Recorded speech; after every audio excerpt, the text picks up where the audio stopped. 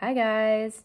So since you saw from the last session, you had a homework and that homework was to prepare an area of interest. Any area of interest not any area of interest, we'll see which ones that you can count and which ones you can't count. And that's why I asked for at least 3, because then if you eliminate 1 or 2, then at least you have a third one. And if not, you have to think about another 4th or 5th or 6th one. So what do you do when you have this area of interest? What's the next step, right? The idea is to write 5,000 words about something. So this thing that you're picking, you're going to have to write 5,000 words about it. And it has to be in a specific, certain way. I'll get to that. So once you have your area of interest, you need to do some research about this area of interest. So I'm going to give you an example, and that's what happened with me during my dissertation for my civil engineering. We're going to be approaching the IPQ similar to a dissertation because it's kind of similar. It's research and writing. So I have it right here. This is it, as I showed you last time, I think. So this is about contaminated land. I did a lot of mistakes, and one of the mistakes was that I didn't change the title over here. We'll discuss this. So I was just given contaminated land. That's it. I was just given the title. And then you can start to evolve it into a project. So you need to just read about contaminated land. So just like Google it. Start with simple things if there are any documentaries. So for example, one of our A2 students is doing something about serial killers. So she used to watch a lot of TED Talks or documentaries about serial killers. So I encourage you to do that. I encourage you to discuss this type of subject with many people that are equally interested in that or knowledgeable, depending on whatever. You're all going to have very different topics. So if it's something biology related, then maybe you can talk to like a doctor in your family or your biology teacher, or just watch things online or read about them. You can start with Wikipedia for now. You basically have to get to know the topic a bit further.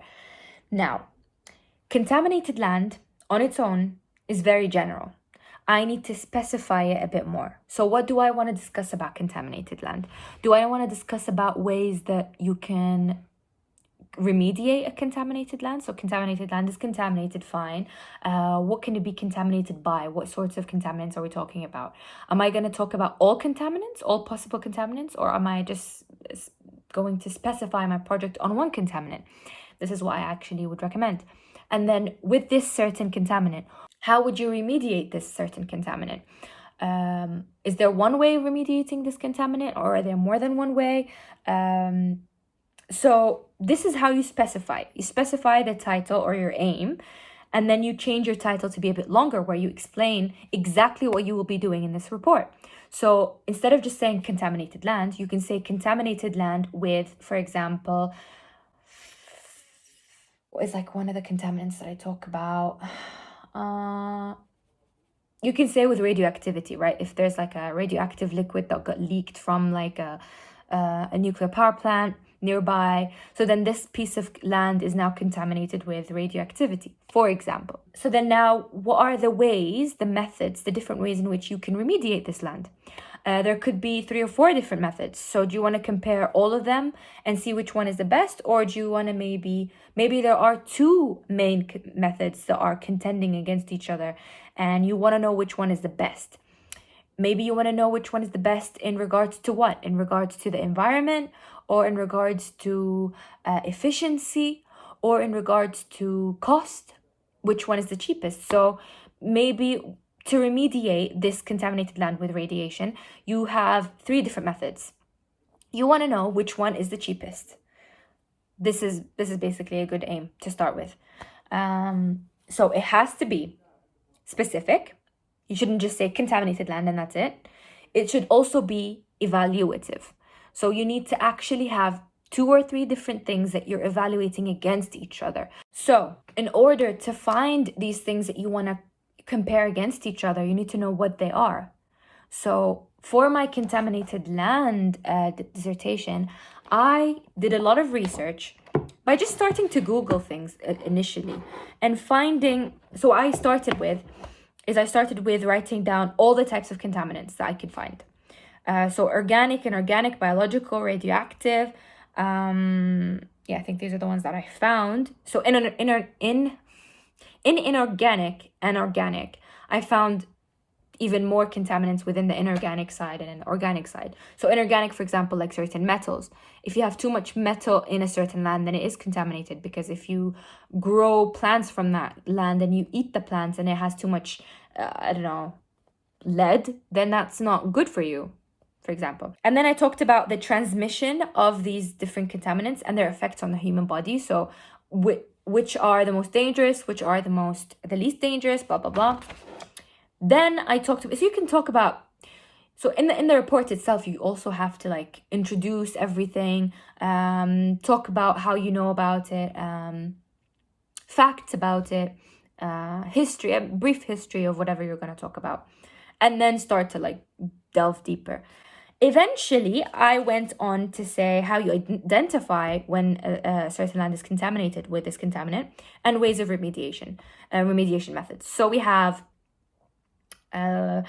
thermal methods, physical methods, chemical methods, biological methods, and then we have also solidification, and so like basically using concrete to just trap the contaminants and the land where they are and not allow them to reach human beings. That's only if you're not going to be using the land. But if you want to be using the land, then obviously you have to remediate it and extract the contaminant from the land or the soil, so then you can reuse the soil. So yeah, I did a lot of research, found out everything I needed to find out about thermal, physical, chemical, and biological methods. Hi guys, editing Sina here. I was saying something and I realized that I didn't finish my sentence during that first filming. So what I wanted to say was that what I did for my dissertation was I just described things. I described the effects, I described the contaminants, I described the ways to remediate the contaminants, but I didn't do any evaluation. So taking my project as an example, what I should have done is I should have compared two different contamination methods, for example, against each other. So what do I mean by a descriptive aim? If you say I want to learn more about how contaminated land is remediated, and that's your aim, then that's very descriptive. It's also general. So that's a very weak aim. If I see that you, for example, want to tell me that, I want to learn more about how basketball injuries, I want to learn more about how basketball injuries, if you, for example, tell me that you want to explore how basketball injuries come about, I will tell you that that's very descriptive. Then where's the evaluation? And it could be general. So especially if you just want to, but okay, forget about that. This aim is descriptive and not evaluative. So how can you make it more evaluative? Is if you say, I want to find the best method to remediate contaminated land. This way, you're at least you're trying to find, out of all the different remediation methods, which one is the best one. So that's some kind of aim. You're trying to look for the best method, and that's where you're going to compare different methods with each other. You're going to discuss the advantages and disadvantages of one method and the same for another method, and then do some evaluation an analysis where you're kind of looking at both of them and then making a conclusion and saying, okay, I think this is the best method because of blah, blah, blah. And it's evidence-based, obviously. You need to find your information from reliable sources, but more on that later on. That is more evaluative, but it's best if you even make it more specific, because this is still general. Because there are many types of contaminants and many types of remediation methods. So this is where you actually do have to have some research, because you need to know what is it that you want to research. And it helps if it is something that interests you. So I didn't know much about contaminated land, so I had to do a lot of research before I discovered what my true aim was.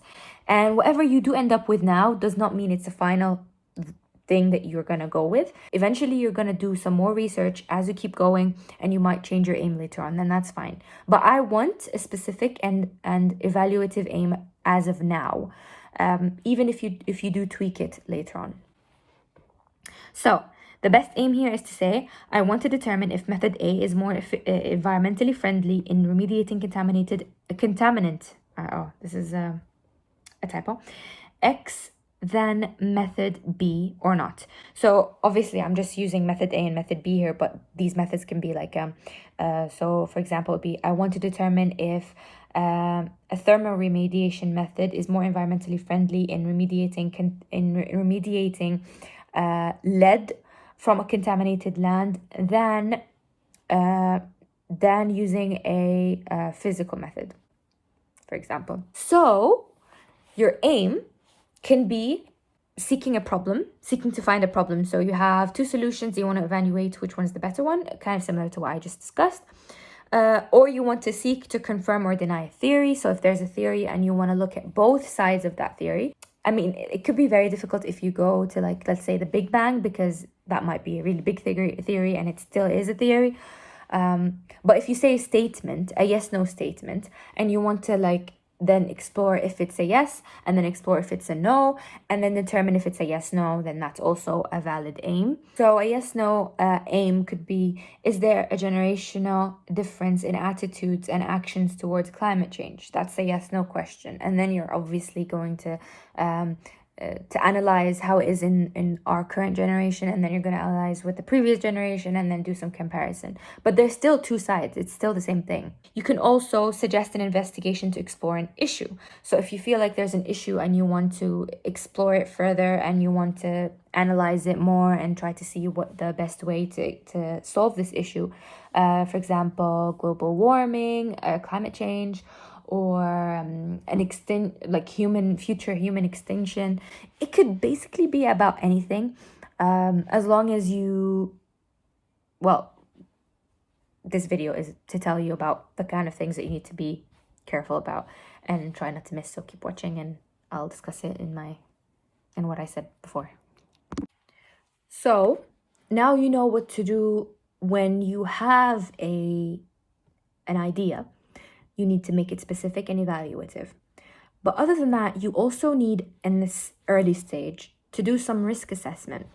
Risk assessment is basically the risks that you should be careful about are, for example, financial. So do you have to pay some money to get certain information? Then that would be a risk if you need too much money. Legal. Are you going to be talking about something legal in Jordan, for example? That could be controversial. So you have to be very careful if you want to talk about the legal system in a critical way, for example. That is kind of a risk. Is there enough resources? I'll give you a risk assessment form, but this is to be done and I will discuss it properly later on. But basically for each risk, you need to say how likely it is that to happen, and if it does happen, how detrimental it is. The risk is a combination of both of these. It's the likeliness and the impact. If both are high, then the risk is high and you need to do something about it. You either have to change your whole thing or do something and tell me that you're going to do a certain thing to mitigate this risk or overcome it. Something else could be if your topic is controversial. So are you going to be talking about something that's socially controversial that could put you at risk? I gave you some examples, I believe. I already said do certain things. So just keep that in mind when you're picking a certain subject. So now your next homework would be to pick 3 different topics or areas of interest of yours. Develop each area, or if you want to focus on one area, that's okay. If you want to focus on 3 different areas, but eventually I need 3 different aims. So each aim has to be specific and evaluative. So think about how you can make something specific. Instead of just saying contaminated land, just tell me a land contaminated by radioactive waste. And then should a land contaminated by radioactive waste be remediated with a thermal method or a physical method? For example, this is an example of one aim. So you need to do that 3 times, either all about contaminated land, your topic, or 3 different topics. You have to just think about 3 different aims, because if one aim doesn't work, after I see it and I tell you, okay, you didn't actually think about this risk, maybe you should tweak it this way, or maybe this is not evaluative enough or specific enough, then you have to evolve it a bit more. And if you have more than one aim, then you can let go of one of them if you feel like maybe you changed your mind, maybe there was something very challenging and problematic with this specific aim. There is like a list, I think in the specifications, where you have to like tick I'll look for it for you, but basically one of the things that you need to make sure of is, can you do this on time? So you have a certain amount of time. Can you do it in 5,000 words? Is it more like a PhD aim, Or is it more like a 5,000 mini project aim? So you have to be careful about what the topic is. Is it like a dense thing? Should you narrow it down? Can you do it independently, or is it too complicated? Would the sources that you're finding be too complicated for you to break down and to understand? Should be a topic that you can easily understand and easily manage. So for example, if you are going to do something about law or something that's legal, but all of the wording or the terminology is something that you're not familiar with as of yet, and you don't want to become a lawyer eventually, so maybe you don't want to learn about these things. It's still going to be challenging to learn it now as someone in high school, so maybe you need to tweak it a bit into something that you can understand a bit more, and you can find sources that you can simply that you can skim through simply. These are just small things. So this is what you should do for now. This is your current homework.